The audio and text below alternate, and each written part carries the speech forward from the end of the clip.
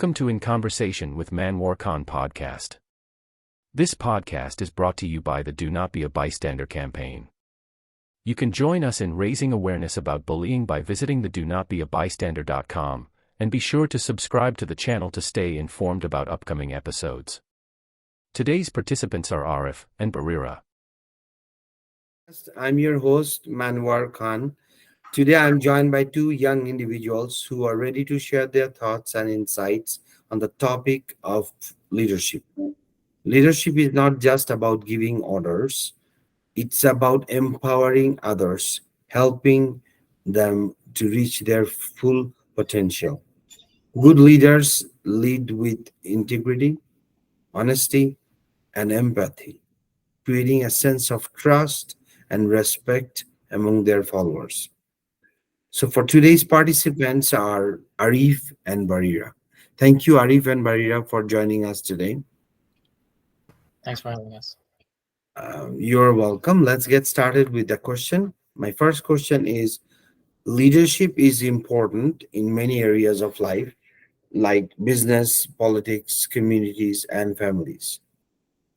So, Arif, what does leadership means to you? And can anyone be leader, or there are certain qualities necessary to be an effective leader? Your opinion.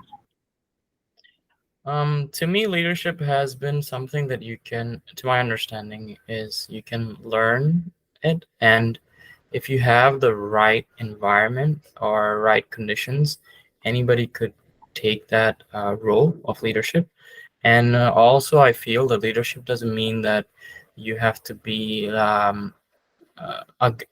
commanding, get this done, get that done. Not that kind of extroverted people are not only suitable for leaders. It could be an introvert too. And one of the things that an example that just comes to mind is in football. Sometimes when we play soccer, you have a situation where the best striker, is not the captain, but a goalkeeper could be a captain who stands way behind. But his qualities are, just staying calm and being able to manage the group and uphold whoever are falling behind, or keeping a lookout, being more responsible is, I think, a leadership trait that makes a leader, and anybody could do it given the right situation. So you're saying that leadership can be learned. Correct. So I totally agree with you. I was in a conference other day, and that's where they talk. That's the only thing they talked about, that this can be learned. But also they talked about there are some qualities leaders we want to see in the leaders. So can you say a few words about that? What are the qualities, top three qualities or four qualities that you want to see in a good leader? They are good listeners, so that would be number one.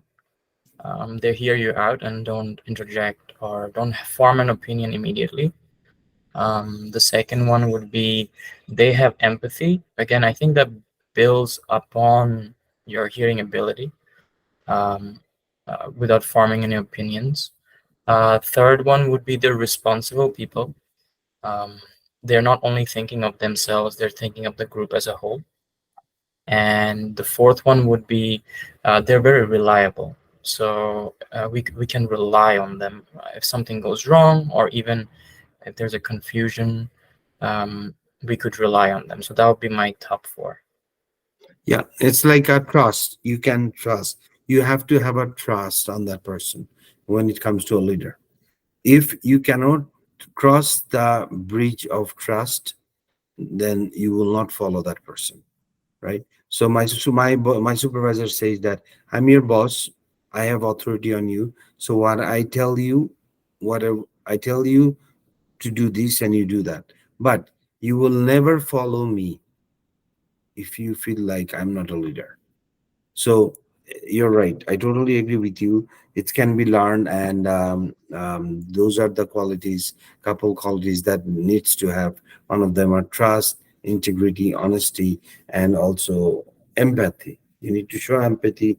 You also have to have a vision, a clear vision that you can see what other people cannot see. And then you make your vision incorporate with their vision, and then we reach the common goal, right? So excellent. Thank you so much, Arif, for your answer.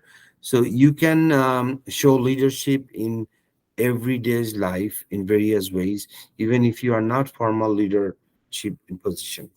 Maria, can you give us examples of this? How can you show leadership in everyday's life? All right. So, like you said, that even if you're not necessarily in a leadership role in a huge organization or in a formal setting, you can still show leadership in everyday life. And it can start from something as small as taking care of pets, which many people call a hobby. And it can be something as big as to taking care of the entire household and its expenses and managing everything. Because just like to stay in line with what Arif has said regarding leadership, if you are to be, let's start off with a pet. If you are to understand them, they are animals, or they are people that, not people, I'm sorry, but they are animals that you love, and they cannot directly tell you if they do not feel well. So to take up their responsibility to understand when to order food, what food is going to suit them, what diet suits them, taking them to the vet on time, all this requires a kind of a leadership skill. Well, you cannot, particularly listen or hear them out, but that also means that you know how to handle everything even without the communication. So that takes a bit of control and understanding as well as to how you can apply leadership there, because it's a huge responsibility. Another that we have to give credit to is housewives or homemakers all around the world, or even women who are out there looking after everything. They're looking after their expenses, they're looking after their school, their children's education, or just homemakers or working ladies who are doing the same thing, because they have to juggle between the two. Or people who are at home, they are expected, those women, that they're going to have the perfect household. Like when the family comes in, they want the food to be prepared, so they have to make sure all the groceries are bought on time, everything is prepared on time, and all the utilities and bills are paid on time. So it's not easy keeping track of every single individual at home. Mhm. It's not an easy task at all, because everybody has different requirements, everybody has different demands. They want to sleep at different times, they want to eat different items. So it's like an everyday routine. For certain countries, like in our countries, our moms have to make sure that the house help that we have, they are well coordinated with all the family demands. And when it comes to the first world countries, obviously, where house help is a different scenario, is Yeah. mostly not there. Yeah. So that's when essentially, like, most of the time, the women who are working also have to do the same thing.